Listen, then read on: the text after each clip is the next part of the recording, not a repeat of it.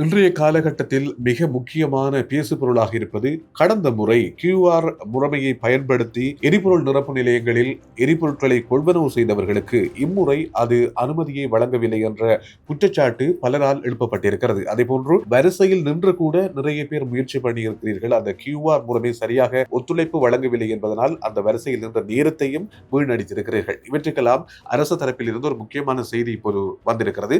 இன்று காலையில் இருந்து அந்த சிக்கல்களை நிவர்த்தி செய்திருக்கிறோம் என்ற செய்தியை அரசாங்க தரப்பு சொல்லியிருக்கிறது. அதற்கு பிறகு 2023ஆம் ஆண்டுக்கு பின்பு புதிய வாகனங்களை பெற்றிருந்தாலோ, அதாவது முறையாக பதிவு செய்திருந்தாலோ, அல்லது உங்களுடைய தொலைபேசியில் மாற்றங்கள் ஏதாவது நிகழ்ந்திருந்தாலோ, அல்லது உங்களுடைய வாகனங்கள் இன்னும் ஒருத்தருக்கு விற்பனை செய்யப்பட்டிருந்தாலோ சிறிய மாற்றங்கள் ஏற்பட்டிருக்கலாம். அவை அனைத்தும் இப்போது சரி செய்யப்பட்டிருக்கிறது.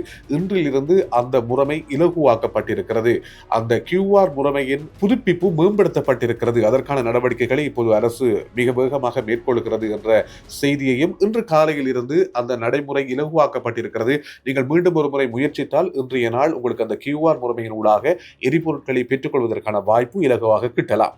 அதே நேரம் 2023ஆம் ஆண்டு ஆகஸ்ட் மாதத்திற்கு பின்பு DMT என்று சொல்லப்படுகின்ற இலங்கை மோட்டார் போக்குவரத்து திணைக்களத்தின் பதிவு செய்யப்பட்ட வாகனங்கள் அல்லது பெயர் மாற்றங்களோ அல்லது வாகன இலக்கங்களோ அல்லது உங்களுடைய தொலைபேசி இலக்கத்தின் மாற்றங்களோ மேற்கொள்ளப்பட்டிருந்தால் இப்போது அந்த QR இலக்கங்களை பழைய முறையில் பின்பற்றுவது கடினமாக இருக்கும்.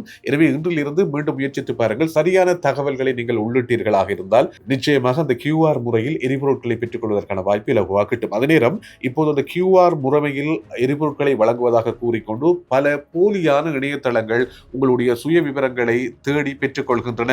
எனவே உங்களுடைய சுய விவரங்களை வழங்கும் போது இது சரியான இணையதளம் தானா, அரசாங்கத்தால் வழங்கப்படுகின்ற பெட்ரோலிய கூட்டுத்தாபனத்தால் நிர்வகிக்கப்படுகின்ற அந்த இணையதளங்கள் தானா என்பதனை நீங்கள் 1-2 முறை பரிட்சித்து பார்த்து உங்களுடைய தகவல்களை, அதாவது உங்களுடைய தனிப்பட்ட தகவல்களை வழங்குங்கள் என்ற செய்தியையும் இலங்கை பெட்ரோலிய கூட்டுத்தாபனம் விடுத்திருக்கிறது. அதே நேரம் ஏதேனும் பிரச்சனைகள் ஏற்பட்டால், இது தொடர்பாக ஏதேனும் சிக்கல் நிலை ஏற்பட்டால் 1919 என்ற இலக்கத்திற்கு அழைப்பினை ஏற்படுத்தி நீங்கள் தீர்த்துக் கொள்ளலாம் என்ற செய்தியும் இப்போது தெரிவிக்கப்பட்டிருக்கிறது.